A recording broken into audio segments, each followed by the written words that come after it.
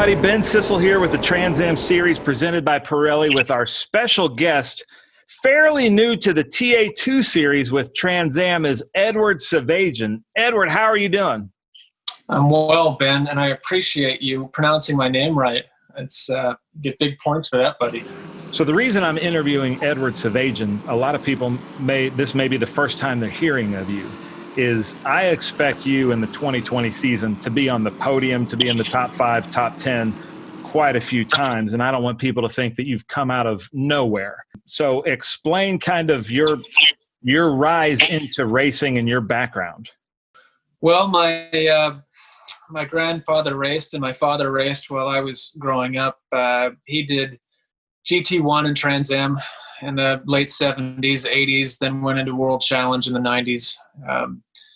And then once he somewhat retired from professional racing, he started selling vintage Corvette parts as a side job, and then got into vintage Corvette racing as a result of it, based off using the same cars and chassis that he used 30 years prior.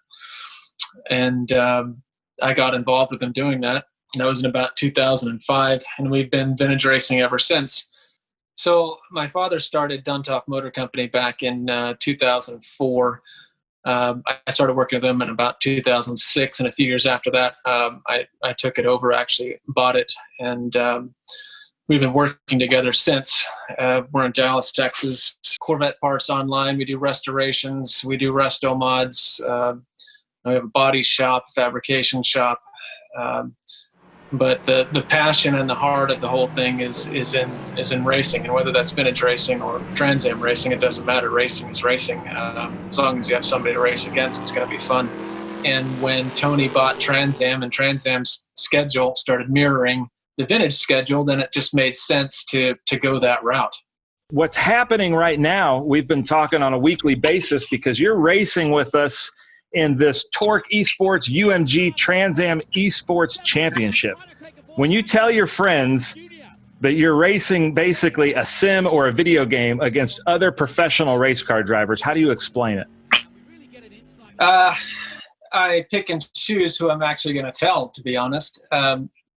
People that can understand that kind of thing and get into it, they've watched all of the broadcasts. And then when this deal started, I dug out all my old stuff, my old computer and my old G27 wheel and pedal, and then I decided I'm going to get really serious about this. So I went to the shop and found whatever tubing I could find and welded this deal together. And I found this old racing seat here. And we're on board with number 38, Ed Sevadjian, and that was the classic overtake at Road. And then find out the fast guys are running VR, so I got to have that. And so now I've got it all together.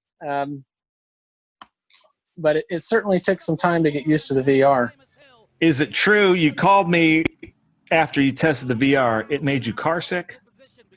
I got it the day before Atlanta and thought I'll just put on this VR deal. It's going to make me quicker immediately. I have to do it, So I put it on, and about 15 minutes later, I had to go lay down. The world was spinning. It was horrible, and I stayed motion sick for 4 days after that. But I didn't have anything. I didn't have wristbands or whatnot. So then I did all the Googling and came up with C-bands and ginger gum and Dramamine and something else called Bonine or whatever it is. All of the different things that I could find on the internet that would eliminate motion sickness, and I took them all. Might as well.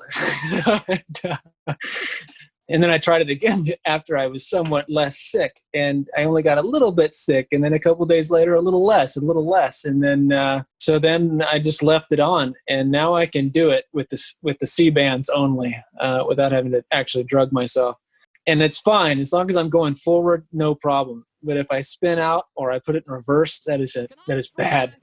But I've learned if I kind of like lean in the seat, like I'm in reverse, I'll lean forward. That seems to help if I mimic what's actually happening, try to trick myself. So I called you after the Daytona race, and you had done really well. You're currently 7th in points, even after the Daytona debacle, as you might call it.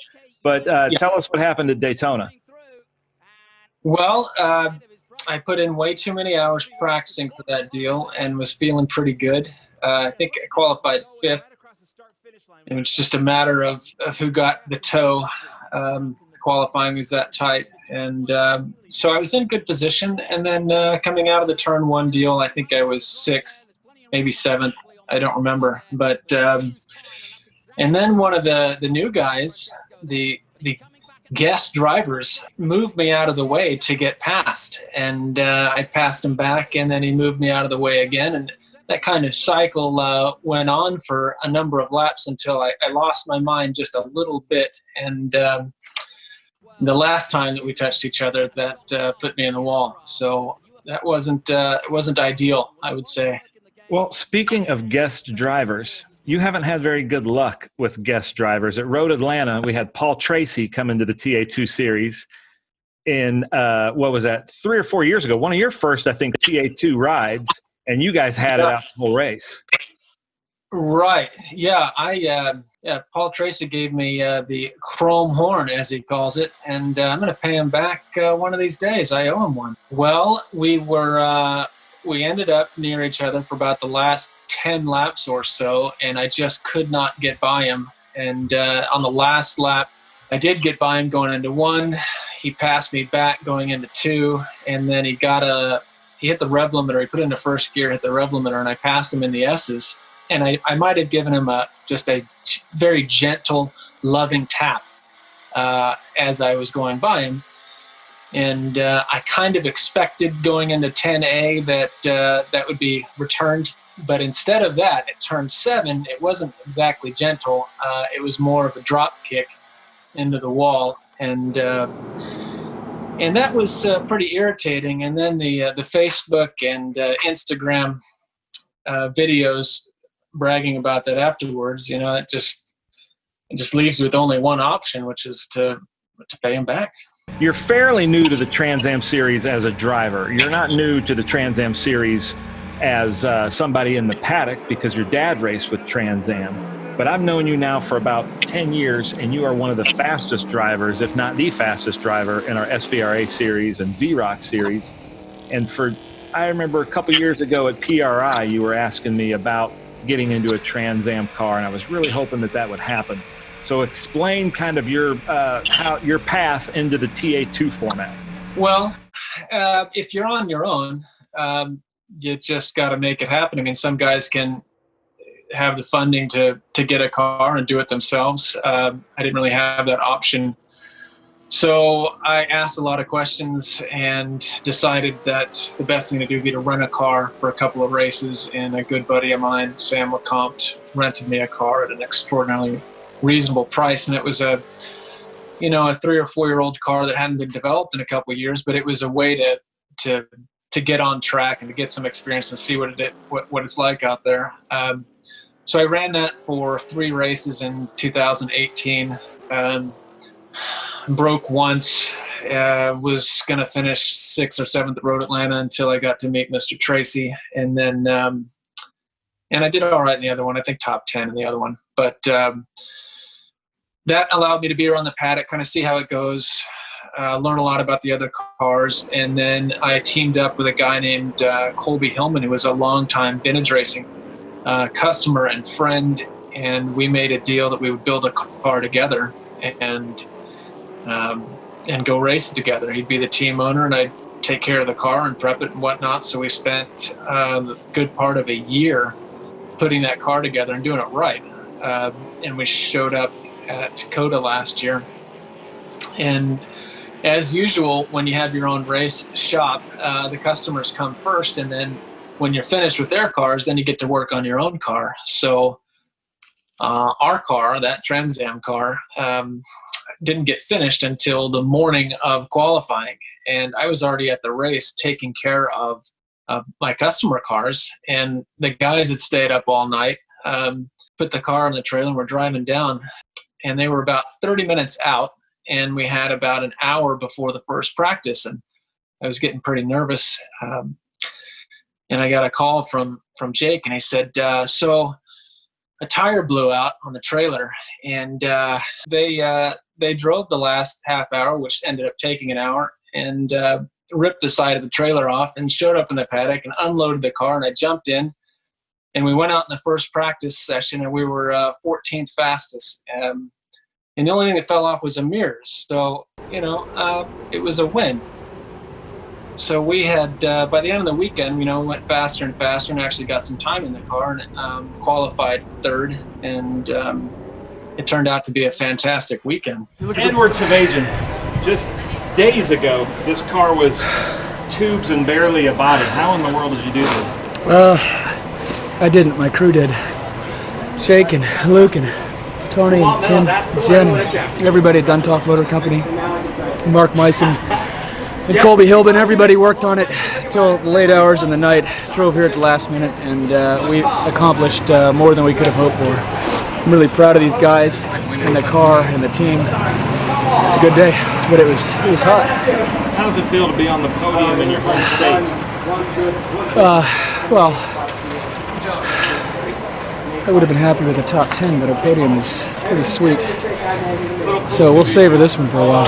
Happiness is dependent upon your expectations, and we didn't expect to be in the top 5. We would have been happy with a top 10, but even just finishing the weekend under those circumstances would have been enough for us. So when we made one last little tweak and ended up a 10th off the pole, it was rewarding to not just me, but all my guys that put in all of that work, and that Mark Meissen and Ty that put their heads together and came up with a setup plan, and no testing, just out of the box to be that close, is a testament not only to my guys but also to the series in general, that you don't have to run for years and have books of data to be competitive. You can put the right package together, show up, and have a shot. So that was really encouraging that we could do this. It's not going to take years to get there. We're already there. We just have to find some time and money and go testing. The weird thing about you is I've always known you as a SVRA Group 6 American muscle car. You're always at the top with your Corvettes. But the funny thing is when, like you said, the SVRA and the Trans Am schedule started mirroring, we saw a lot of guys from Group 6 especially. So you've got Matt Parent, Bob Lima, Kurt Boat, Peter Clute, Shannon Ivey, Atwell, all these guys, Jody O'Donnell, Sam LeCompte, John Cloud, all these guys that you were racing with in Group 6 and vintage cars have now moved over in TA2. What is it about the TA2 formula or chassis that is so much fun to drive? Well, I think all of the guys that you mentioned are pretty competitive, and in Group 6, I would say more than any other group, there's a competitive spirit in it.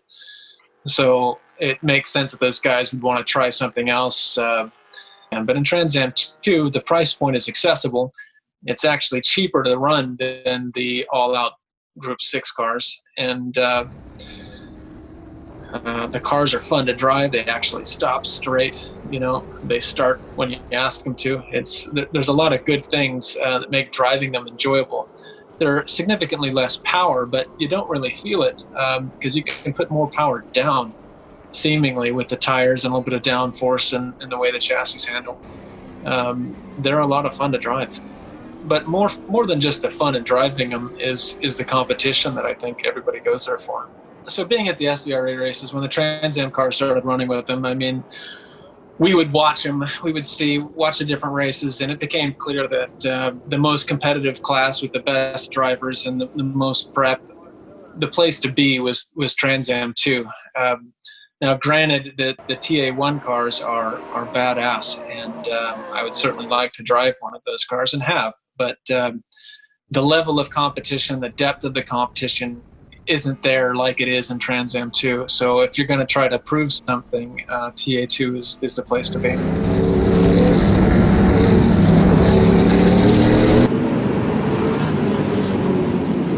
So in 2020, you've connected with another super fast, always at the top Group 6 guy, Scott Borchetta.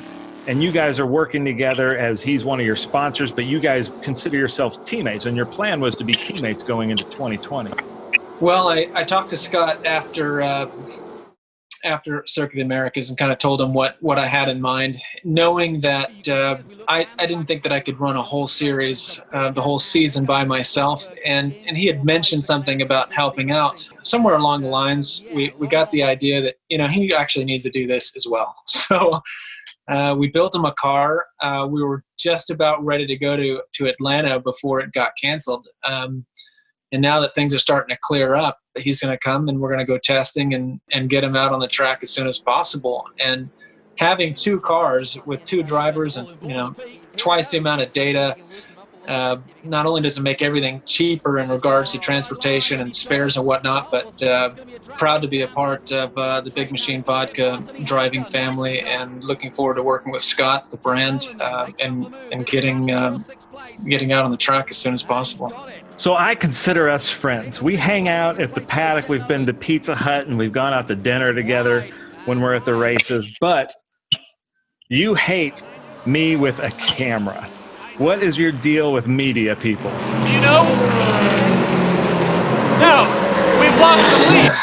It's not media people, Ben. It's you and your inner joy of pushing my buttons and putting the camera really close to my face when you know that it's a bad, inopportune time, and then you say something, whatever you got to say to get the reaction, and then you show me the video later and just giggle to yourself about it, and it is funny. Although I'm worried that one of these days you're going to put these clips together and just have to laugh on it. Edward, right here. Can you give me a minute? Well, Edward, you were actually accommodating to me and actually friendly in this meeting, so I appreciate that. And we will see you, hopefully, in a few weeks at the next race in 2020. Okay. Thank you, Ben.